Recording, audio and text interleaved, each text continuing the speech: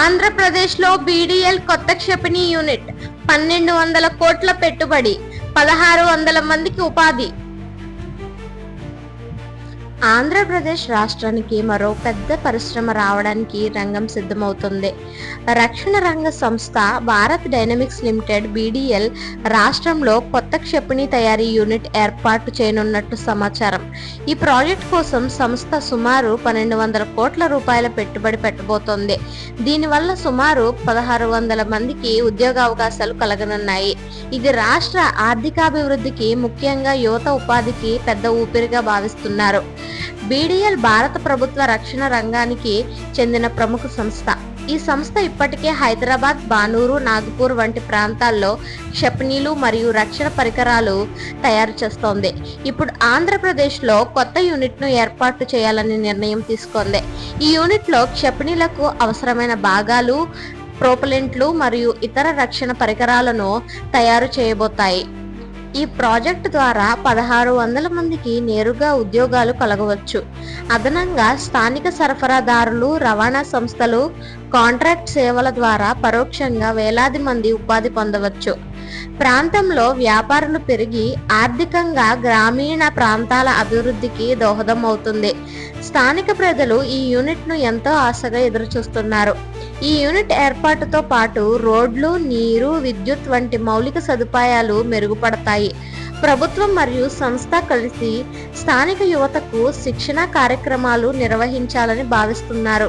తద్వారా వారి నైపుణ్యాలను పెంచుకొని ఈ ప్రాజెక్టులో ఉద్యోగాలు పొందుతారు. అయితే ఈ ప్రాజెక్ట్ అమలులో కొన్ని సవాళ్లు కూడా ఉన్నాయి. భూమి సేకరణ, పర్యావరణ అనుమతులు, భద్రతా ప్రమాణాలు వంటి అంశాలు సమయానికి పూర్తి చేయాలి. అలాగే ప్రాజెక్ట్ పూర్తయిన తర్వాత దాని నిర్వహణలో పారదర్శకత అవసరం. ప్రజలలో నమ్మకం కలిగించాలంటే సమాచారం స్పష్టంగా అందించాలి. ప్రజలు ఈ ప్రాజెక్టును ఆహ్వానిస్తున్నారు. స్థానిక యువకులు ఇది మన ప్రాంతానికి పెద్ద అవకాశమని, శిక్షణ ఇచ్చి ఉద్యోగం ఇస్తే జీవితం మారిపోతుందన్నారు. వ్యాపారులు ఇలాంటివి వస్తే వ్యాపారం పెరుగుతుందని చెబుతున్నారు. రైతులు కూడా ఇది వస్తే ప్రాంతం చురుకుగా మారుతుందని అభిప్రాయం వ్యక్తం చేస్తున్నారు. మొత్తం మీద బీడీఎల్ కొత్త యూనిట్ ఆంధ్రప్రదేశ్కు పెద్ద ఆర్థిక ప్రోత్సాహం అవుతుంది. 1200 కోట్ల పెట్టుబడితో 1600 మందికి ఉద్యోగాలు అనే ఈ ప్రకటన ప్రజలకు ఆశ కలిగిస్తోంది. కానీ దీన్ని నిజంగా అమలు చేయడానికి ప్రభుత్వం, సంస్థ, స్థానిక ప్రజలు కలిసి కృషి చేయాలి. ప్రాజెక్ట్ సమయానికి పూర్తయితే ఇది రాష్ట్ర పరిశ్రమల చరిత్రలో ఒక పెద్ద మైలురాయిగా నిలుస్తోంది.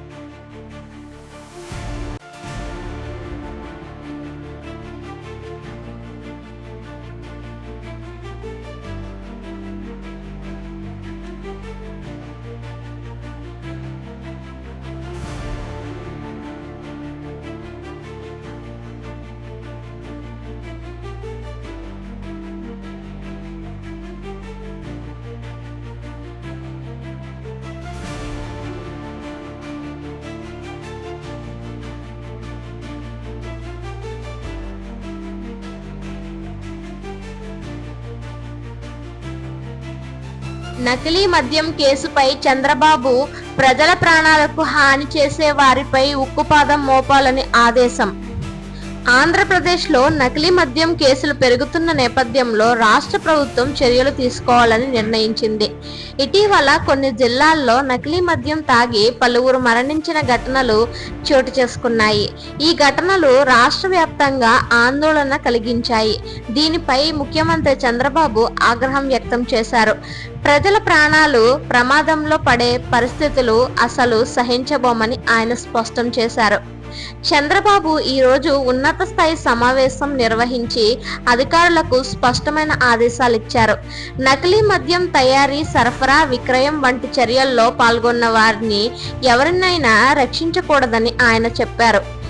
ప్రజల ప్రాణాలకు హాని చేసే వారిపై ఉక్కుపాదం మోపాలి అని ఆయన కఠినంగా హెచ్చరించారు. నకిలీ మద్యం వల్ల ఇప్పటి వరకు జరిగిన ఘటనలపై ప్రత్యేక దర్యాప్తు బృందం ఏర్పాటు చేయాలని ఆదేశించారు. ప్రధానమంత్రి కార్యాలయం, ఆర్థిక శాఖ, ఎక్సైజ్ శాఖలు కలిసి ఈ కేసుపై ప్రత్యేక పర్యవేక్షణ జరపాలని సూచించారు. నకిలీ మద్యం సరఫరా ఎక్కడి నుంచి జరుగుతుందో తెలుసుకునేందుకు సాంకేతిక పరికరాలు, సీసీటీవీ నిఘా ఉపయోగించాలన్నారు. దొంగ మద్యం ఉత్పత్తి కేంద్రాలను మూసివేయాలని, అవసరమైతే వాటిని కూల్చివేయాలని కూడా ఆదేశించారు. చంద్రబాబు ప్రజలతో మాట్లాడుతూ ప్రతి జీవితం అమూల్యమైంది, ఎవరైనా నిర్లక్ష్యంగా ఉండరాదు. మద్యం వాడకం వ్యక్తిగత నిర్ణయం కావచ్చు, కానీ నకిలీ మద్యం వల్ల ప్రాణాలు కోల్పోవడం అసహ్యమని అన్నారు. ఆయన ప్రజలను కూడా అప్రమత్తంగా ఉండమని కోరారు. ఎక్కడికైనా నకిలీ మద్యం తయారీ లేదా అమ్మకం జరుగుతుందని తెలుసుకుంటే వెంటనే అధికారులకు చెప్పండి, ప్రభుత్వం మీతో ఉందని ఆయన చెప్పారు. ఈ నేపథ్యంలో రాష్ట్ర వ్యాప్తంగా పోలీస్, ఎక్సైజ్ అధికారులు సంయుక్త చర్యలు ప్రారంభించారు. ఇప్పటికే కొన్ని జిల్లాల్లో అక్రమ మద్యం తయారీ కేంద్రాలను గుర్తించి సీజ్ చేశారు. కొంతమంది నిందితులను అరెస్ట్ చేశారు. మద్యం సీసాల నమూనాలను ల్యాబ్లకు పంపించి పరీక్షలు చేస్తున్నారు. ఈ నివేదికల ఆధారంగా పెద్ద స్థాయిలో చర్యలు తీసుకోవాలని ప్రభుత్వం నిర్ణయించింది. ప్రజల్లో భయాందోళనను ఇప్పటికే ప్రభుత్వం ఈసారి చర్యలు కఠినంగా ఉంటాయని భరోసా ఇస్తోంది. ప్రజా ఆరోగ్యాన్ని కాపాడటమే ముఖ్యమని అధికారులు చెబుతున్నారు. వైద్య విభాగం కూడా అప్రమత్తమై ఉంది. ఎక్కడైనా నకిలీ మద్యం సేవించి అనారోగ్యానికి గురైన వారికి ఉచిత వైద్యం అందించాలని ఆదేశించారు. ప్రజాభిప్రాయాన్ని పరిశీలిస్తే చాలా మంది ఈ చర్యను స్వాగతిస్తున్నారు. ఒక గ్రామస్తుడు మాట్లాడుతూ, మా ఊరిలో కూడా ఈ సమస్య ఉంది, ప్రభుత్వం నిజంగా చర్యలు తీసుకుంటే మాకు భయం తీరుతుందని అన్నారు. మరో యువకుడు, మా స్నేహితుడు నకిలీ మద్యం వల్లే అనారోగ్యానికి గురయ్యాడు, ఇలాంటి సంఘటనలు మళ్లీ జరగకూడదని చెప్పారు. నిపుణులు చెబుతున్నారు, నకిలీ మద్యం తయారీ వెనుక పెద్ద మాఫియా పనిచేస్తుందని అన్నారు.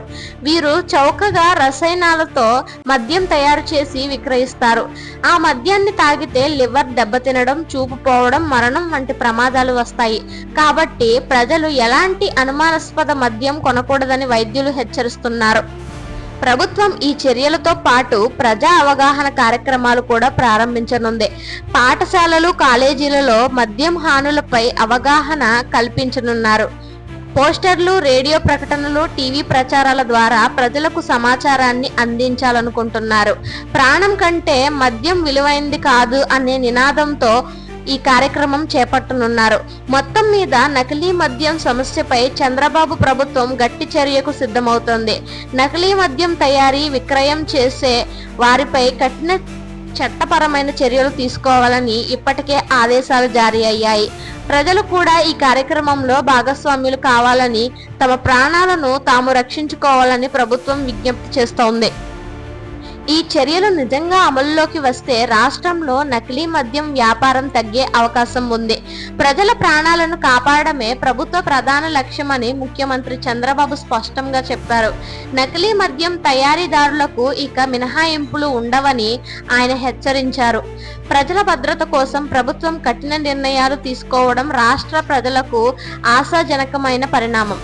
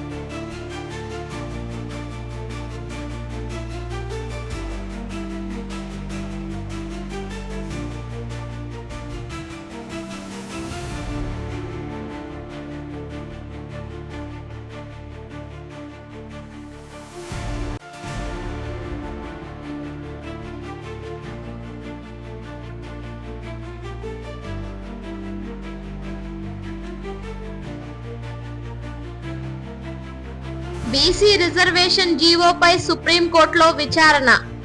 ఢిల్లీలో న్యాయవాదులతో మంత్రుల సమాలోచనలు. ఈసారి తెలంగాణలో బీసీ రిజర్వేషన్ జీవో 9 పై పెండింగ్ కేసు సుప్రీంకోర్టులో విచారణకు వచ్చింది.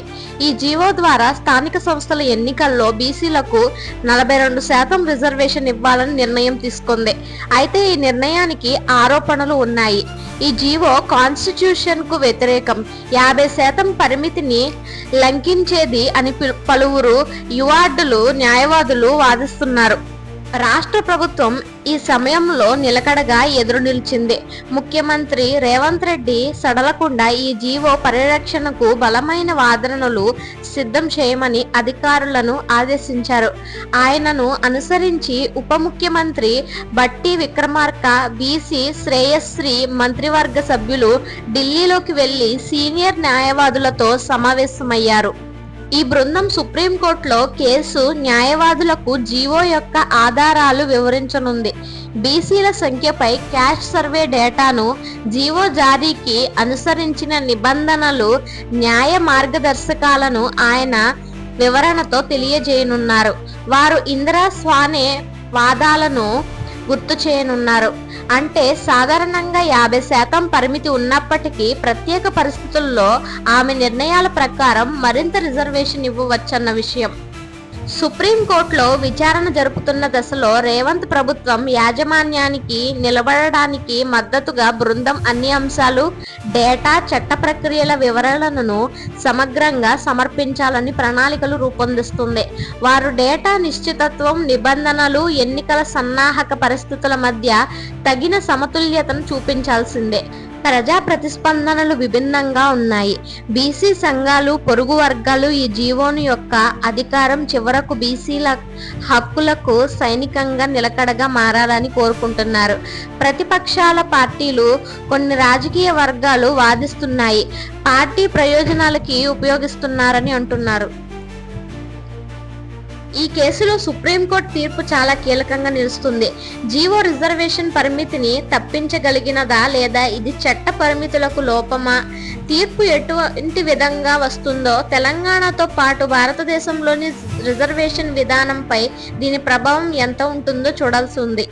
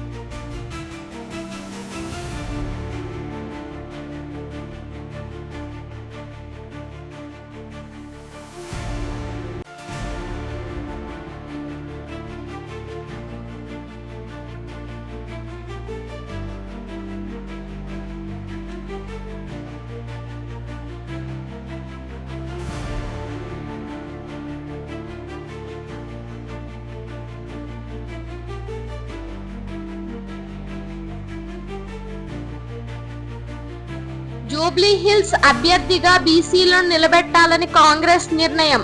నలుగురి పేర్లతో ఏఐసీసీకి ప్రతిపాదన పంపిన టీపీసీసీ. తెలంగాణ కాంగ్రెస్ పార్టీ రాబోయే ఎన్నికల్లో జూబ్లీహిల్స్ నియోజకవర్గం నుండి బ్యాక్వర్డ్ క్లాస్ బీసీ వర్గానికి చెందిన అభ్యర్థిని నిలబెట్టాలని నిర్ణయించింది. ఈ నిర్ణయాన్ని అధికారికంగా ఏఐసీసీ అఖిల భారత్ కాంగ్రెస్ కమిటీకి టీపీసీసీ తెలంగాణ కాంగ్రెస్ కమిటీ పంపింది. నలుగురు అభ్యర్థుల పేర్లను ప్రతిపాదనలో చర్చించినట్లు సమాచారం. టీపీసీసీ అధ్యక్షుడు రేవంత్ రెడ్డి నేతృత్వంలో జరిగిన ముఖ్యమైన సమావేశంలో ఈ నిర్ణయం తీసుకున్నారు. పార్టీ అంతర్గత జూబ్లీహిల్స్ నుంచి బలమైన బీసీ అభ్యర్థిని నిలబెట్టడం అవసరమని పలువురు పడుతుందని టీపీసీసీ భావిస్తోంది. అందుకే 4 బీసీ అభ్యర్థుల పేర్లను పరిశీలించి ఏఐసీసీకి సిఫార్సు చేసింది. తెలుసుకున్న వివరాల ప్రకారం ఈ నలుగురి అభ్యర్థులలో 2 సీనియర్ నాయకులు, మరొకరు యువ నాయకుడు, మరో అభ్యర్థి స్థానికంగా బలమైన సామాజిక మద్దతు ఉన్న వ్యక్తి అని చెబుతున్నారు. వీరిలో ఎవరికి టికెట్ ఇవ్వాలనే తుది నిర్ణయం ఏఐసీసీ తీసుకోనుంది. టీపీసీసీ వర్గాల ప్రకారం కాంగ్రెస్ పార్టీ ఎప్పుడు సామాజిక న్యాయం కోసం పోరాడింది.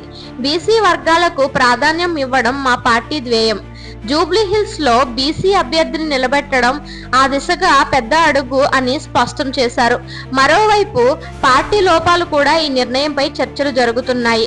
కొంతమంది సీనియర్ నేతలు జూబ్లీహిల్స్ పట్టణ ప్రాంతం కావడం వల్ల బీసీ అభ్యర్థి బలహీన పడతాడేమో అని అభిప్రాయపడ్డారు. అయితే మరికొందరు నేతలు ఈ నిర్ణయం పార్టీకి ప్రజల మద్దతు తెలుస్తోంది, సామాజిక సమానత్వం చిహ్నంగా నిలుస్తుందని అంటున్నారు. ప్రతిపక్ష పార్టీలు కూడా ఈ అంశంపై స్పందిస్తున్నాయి. కొంతమంది నేతలు కాంగ్రెస్ తీసుకున్న ఈ నిర్ణయం రాజకీయ ప్రయోజనాల కోసం మాత్రమే అని విమర్శిస్తున్నాయి. అయితే కాంగ్రెస్ నాయకులు మాత్రం ఈ నిర్ణయం పూర్వపరంగా ఆలోచించి ప్రజల ఆకాంక్షలకు అనుగుణంగా తీసుకున్నదని చెబుతున్నారు. రాజకీయ విశ్లేషకుల దృష్టిలో ఈ నిర్ణయం ఆసక్తికరంగా ఉంది. గతంలో జూబ్లీహిల్స్ లో పట్టణ వర్గాల ఆధిపత్యం ఎక్కువగా ఉండేది. ఇప్పుడు బీసీ వర్గానికి అవకాశం ఇవ్వడం ద్వారా పార్టీ కొత్త ఓటర్లను ఆకర్షించగలదనే అభిప్రాయం వ్యక్తమవుతోంది. ఏఐసీసీ వచ్చే వారం ఈ ప్రతిపాదనను పరిశీలించనుంది. అన్ని రాష్ట్రాల నుండి వచ్చిన అభ్యర్థుల జాబితాలో జూబ్లీహిల్స్ సీటు కూడా ముఖ్యంగా చర్చకు రానుంది. తుది నిర్ణయం జూబ్లీహిల్స్ సీట్లో బీసీ వర్గం అభ్యర్థిని నిలబెట్టే నిర్ణయం కాంగ్రెస్ పార్టీకి సామాజిక రాజకీయ పరంగా కొత్త మార్గం చూపే అవకాశం కల్పించవచ్చు. నలుగురి పేర్లలో ఎవరు ఎంపికవుతారు, ప్రజలు ఎలా స్పందిస్తారు అన్న ఆసక్తి ఇప్పుడు రాష్ట్ర రాజకీయ వర్గాలన్నిటిలోనూ నెలకొంది.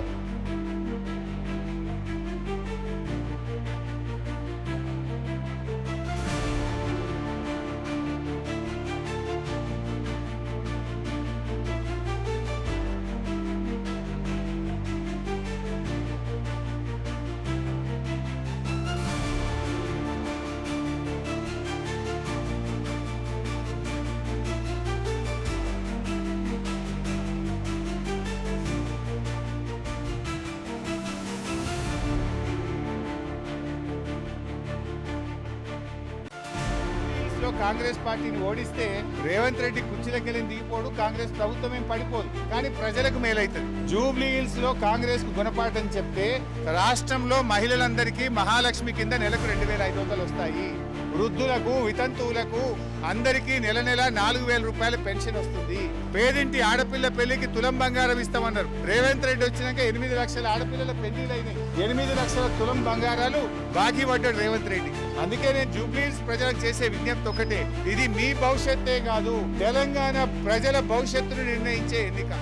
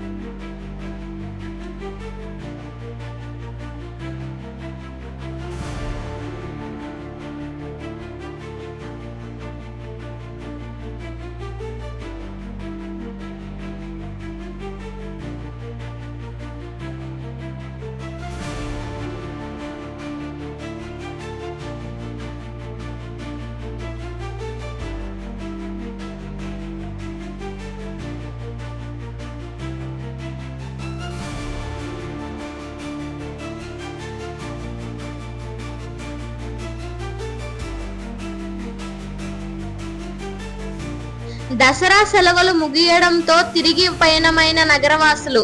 జాతీయ రహదారిపై భారీ ట్రాఫిక్. దసరా సెలవులు ముగియడంతో హైదరాబాద్ కు తిరిగి వచ్చే ప్రయాణికుల రాకతో జాతీయ రహదారులు రద్దీగా మారాయి.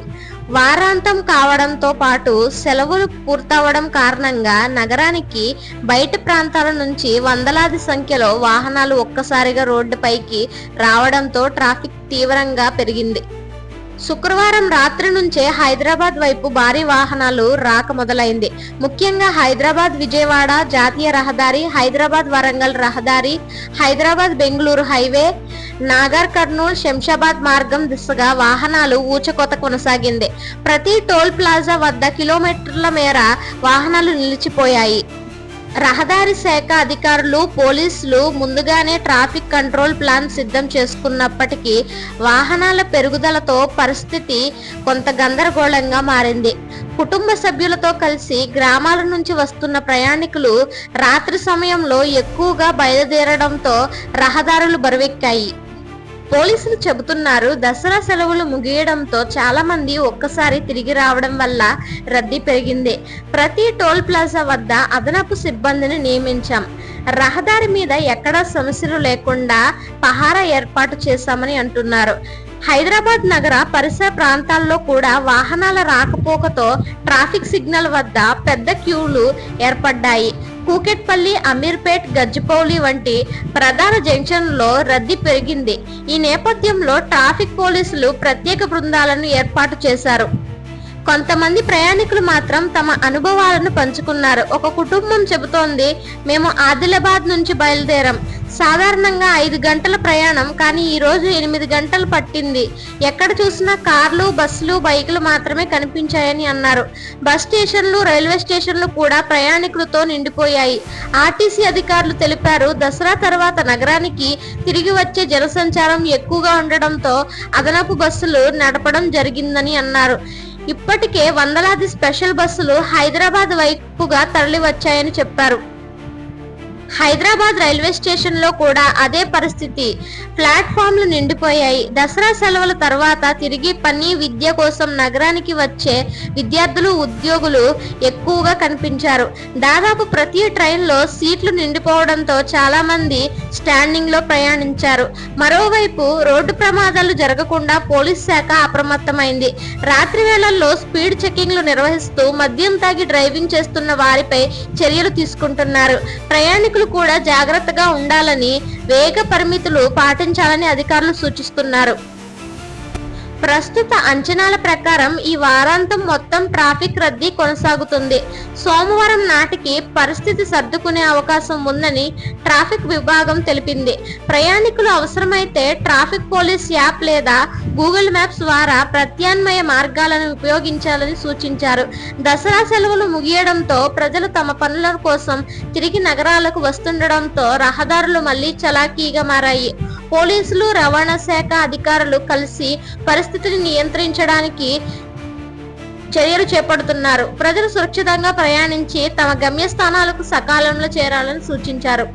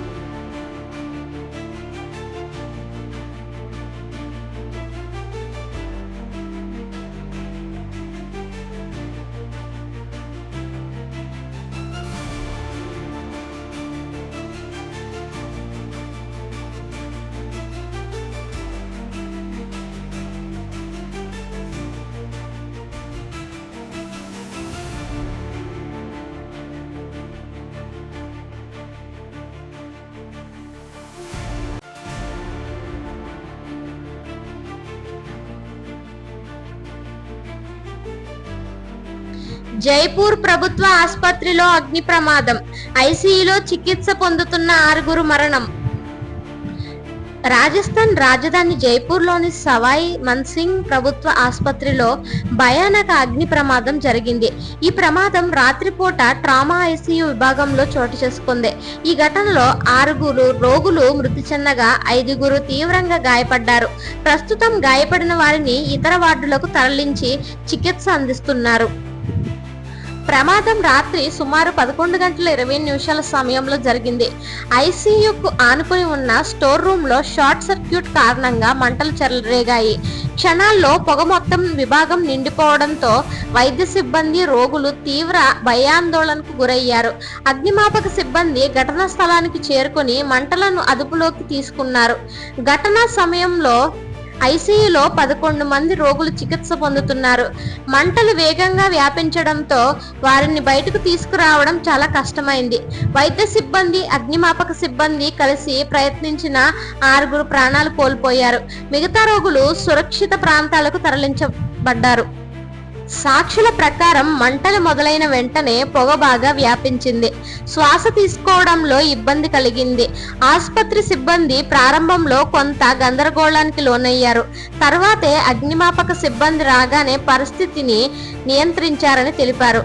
మరణించిన వారిలో 3 పురుషులు, 3 మహిళలు ఉన్నారని, వీరు వివిధ ప్రాంతాల నుంచి చికిత్స కోసం ఆసుపత్రిలో చేరారు. గాయపడిన 5 పరిస్థితి కూడా ఆందోళనకరంగా ఉన్నట్లు వైద్యులు తెలిపారు. ఈ ఘటనపై రాజస్థాన్ ముఖ్యమంత్రి భజన్ లాల్ శర్మ తీవ్ర దిగ్భ్రాంతి వ్యక్తం చేశారు. ఆయన వెంటనే ఉన్నతాధికారులతో సమావేశం నిర్వహించి ఘటనపై సమగ్ర విచారణకు ఆదేశించారు. బాధిత కుటుంబాలకు తగిన పరిహారం అందజేయాలని కూడా సూచించారు. ముఖ్యమంత్రి మాట్లాడుతూ, ఈ ఘటన చాలా బాధాకరం. ఆసుపత్రుల్లో సురక్షిత చర్యలను మరింత బలోపేతం చేయాలని, బాధ్యతలపై కఠిన చర్యలు తప్పవని అన్నారు. ఆయన ఈ రోజు ఉదయం ఆసుపత్రిని సందర్శించి గాయపడిన రోగులను పరామర్శించారు. ఆరోగ్య శాఖ అధికారులు తెలిపిన వివరాల ప్రకారం ఐసీయూలో ఫైర్ అలారం సిస్టమ్ పనిచేయకపోవడం ప్రమాదానికి ప్రధాన కారణంగా భావిస్తున్నారు. మంటలు వ్యాపించే ముందు అలారం మోగి ఉంటే రోగులను వెంటనే బయటకు తరలించే వాళ్ళమని ఒక వైద్యుడు తెలిపారు. ఇక ప్రజలు ఈ ఘటనపై ఆగ్రహం వ్యక్తం చేస్తున్నారు. ప్రభుత్వ ఆసుపత్రిలోనే ఇలాంటి ప్రమాదం జరిగితే సామాన్య ప్రజలు ఎక్కడ భద్రంగా ఉంటారు అని ప్రశ్నిస్తున్నారు. చాలా మంది సోషల్ మీడియా ద్వారా ప్రభుత్వం వెంటనే చర్యలు తీసుకోవాలని డిమాండ్ చేస్తున్నారు. అగ్నిమాపక శాఖ అధికారులు మాత్రం వేగంగా స్పందించినట్లు చెప్పారు. మేము పిలుపు అందుకున్న వెంటనే 3 ఫైర్ ఇంజన్లు పంపాం. మంటలు 40 నిమిషాల్లో అదుపులోకి వచ్చాయి. కానీ పొగ ఎక్కువగా ఉండడం వల్ల రక్షణ చర్యల్లో ఇబ్బందులు ఎదురైంది అని తెలిపారు. ఈ ఘటనతో రాష్ట్ర వ్యాప్తంగా ప్రభుత్వ ఆసుపత్రులలో సురక్షిత ప్రణాళికలపై మళ్లీ చర్చ మొదలైంది. నిపుణులు అంటున్నారు, ప్రతి ఆసుపత్రిలో ఫైర్ డీల్, అత్యవసర నిబంధనలు ఖచ్చితంగా అమలు చేయాలి. అలారంలు, స్పీకర్లు సక్రమంగా పనిచేస్తున్నాయో లేదో తరచుగా పరీక్షించాలని సూచిస్తున్నారు. జైపూర్ ప్రభుత్వ ఆసుపత్రిలో జరిగిన ఈ దుర్ఘటన రాజస్థాన్ రాష్ట్రాన్ని షాక్ కు గురి చేసింది. 6 రోగులు ప్రాణాలు కోల్పోవడం తీవ్ర విషాదం. ప్రభుత్వం ఇప్పటికే విచారణ ప్రారంభించింది. ఈ ఘటన తరువాత ఆసుపత్రుల బాధ్యత ప్రమాణాలు ఎంత బలోపేతంగా ఉన్నాయో సమీక్ష చూడాల్సిన అవసరం ఉందని నిపుణులు సూచిస్తున్నారు.